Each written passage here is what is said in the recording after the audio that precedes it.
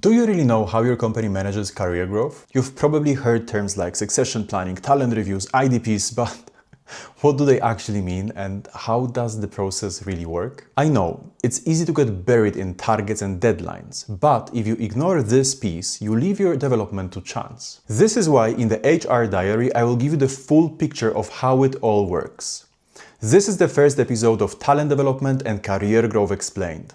By the end of the series, you will know what good looks like, the stages, the outcomes, and the responsibilities. You will design your career in high definition. My name is Jafar. I'm an HR professional on a mission to create better organization.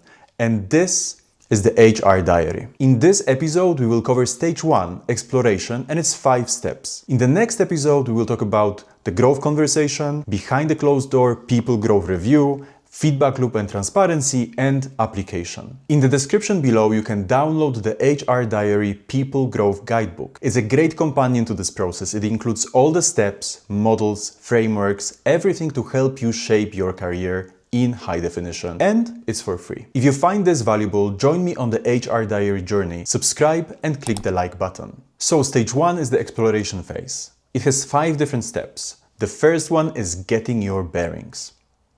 Every company has its own take on development. Usually the process runs in annual cycles. You need to figure out how it runs in yours. Check your intranet, ask your team lead or HR about people development, and look for answers to questions like what models or frameworks are used? Are there defined career paths?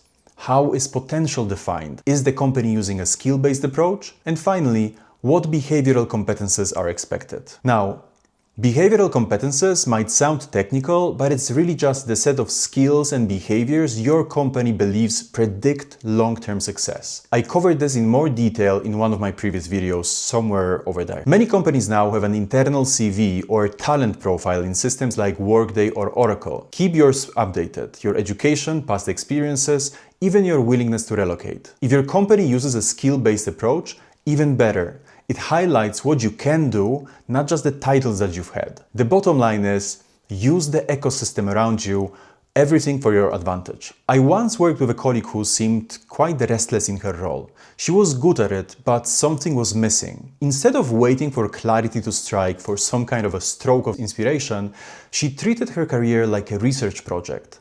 She set up coffee chats across the company, asked people what they loved and hated about their jobs, and kept a little journal of what sparked her interest. Bit by bit, a pattern emerged, and that's how she found the path she's still thriving on today. That's the mindset you need here. If your career is a journey, you are behind the wheel, no one else. You are responsible for your growth, and it's not a one-time exercise or, usually, not a sudden light bulb moment. It's an ongoing conversation with yourself, your colleagues, your team leader. It evolves through experimentation, research, and feedback. So give yourself time. Be kind to yourself. The answers don't appear in one afternoon. But don't do it alone either. Reach out. Talk to colleagues about their plans, their aspirations. Have lunch with people outside your circle. Ask them what they love about their work and what makes them miserable. You might find sparks of inspiration in places you've never considered. Now let's talk step 2, lanes and lattices. Remember that lane metaphor from previous videos? We had left lane, full speed ahead, white knuckle grip on the wheel. This is for high flyers, people often spotted early in their careers who thrive on challenge and move fast. Their destination? Senior leadership positions. Then we had middle lane, steady cruise, new challenges, but no whiplash. Great potential, but the pace is different and the runway isn't as long as the left lane. And then we had the right lane, the most misunderstood one, depth over title. This is the expert path. It's for people who want to go deep in their field, not necessarily climb the org chart. It's not less growth, don't misunderstand me. It's just growth off the beaten track. You need to ask yourself, which lane do you want to travel on and why? And you see, we start here because these 3 lanes often mirror how organizations assign talent ratings. Knowing your lane primes your thinking and helps you position your growth in conversations with your team leader. Of course, your decision doesn't directly control the outcome. It still depends on the calibration during the people growth review. But choosing consciously is like taking the steering wheel. And remember, shifting lanes during your career is normal. In fact, careers today are less like ladders, they're more like lattices. A ladder is linear, rank by rank, usually within a single function like sales, R&D, marketing. But a lattice, think of that criss-cross garden fence. You can move sideways, diagonally, even across to other functions.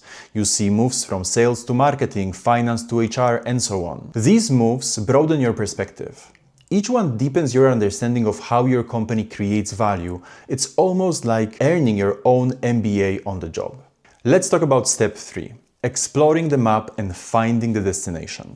Some people know early on exactly which positions they want. If you're one of them, more power to you. Ask your team leader and HRBP what are the building blocks for that path. Many companies already have career map. You can also study the history of those in the senior roles. Did your heads off climb the ladder or move across the lattice? If they moved across the lattice, in what functions did they work? But if you don't have that clarity, and most people don't, present company included for a long time, there is another way. Do you know the classic interview question, where do you see yourself in 5 years? I am not joking, I know, it's old school, but here is a modern twist. Straight from MIT. Take your CV and make sure it's up to date. Then, write new pages. Your CV from 5 years from now. The whole shebang. Change the address at the top. Rewrite the summary. Who are you? What do you stand for? What's your purpose? Now, add the details. What positions have you held? What experiences have you gained? What results did you deliver? What new skills have you built? Did you complete new degrees or certifications? Even add new hobbies and interests if you want. I worked with a colleague who tried this. At first, she thought it was silly typing out a fake CV, but as she filled it in, she realized the story she was writing wasn't about climbing to the top. It was about becoming a cross-functional expert and leading projects across regions. That clarity shaped her choices over the next years, and when the opportunity finally came, she was ready for it. That's the power of this exercise. It stretches your imagination and gives shape to your ambitions, turning someday into something tangible you can start working on today. Step number 4, strength-based approach.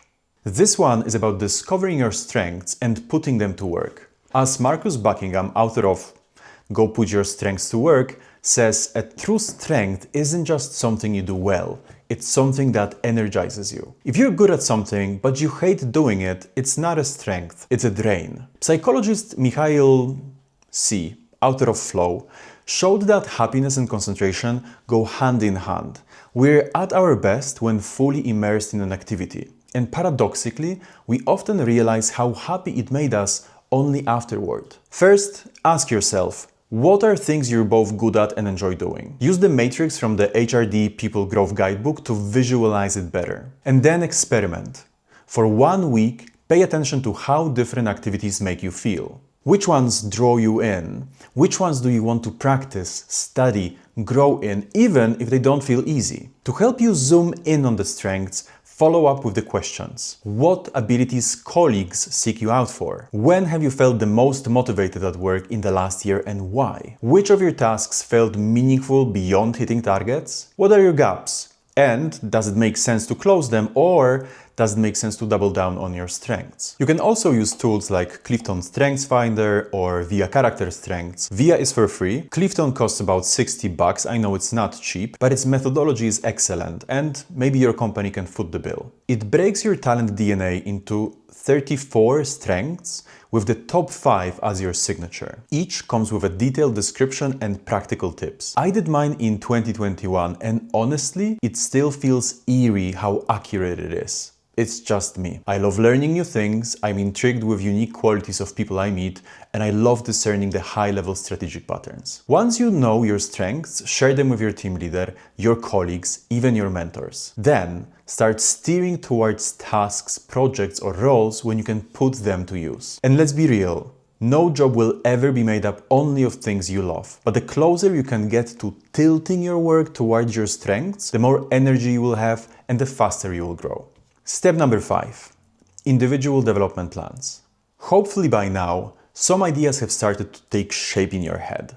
They don't need to be fully baked yet. Remember, Give yourself time. But if a path is slowly emerging, start thinking about what competences and skills will bring you closer to that desired place. And this is where your individual development plan, or IDP, comes in. These are the concrete actions you will work on in the next months to bridge the gap between where you're at now and where you want to be. A helpful structure to think about the IDPs is 70-20-10 framework, where 70% happens through learning on the job. It's stretch projects, new responsibilities, trial by fire. 20% through social learning. It's mentors, coaches, peers, everyone who can challenge you and guide you at the same time. Interestingly, only 10% through formal training, workshops, courses, and certifications. For many of us, it almost sounds like flipping everything upside down because all of a sudden the classroom work is only 10%. But it's good because the 70%, this is where the magic happens. You will find an example breakdown of an IDP for a junior procurement specialist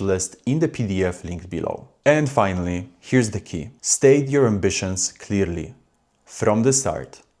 Don't hide them. Share what you want to achieve. Tell your team leader, people around you. It creates alignment and it also signals that you're serious about your growth, because no plan works in the dark.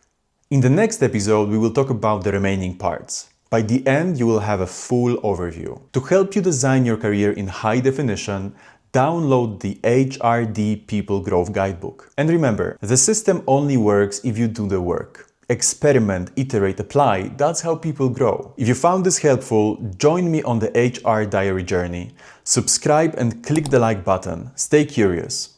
HR out.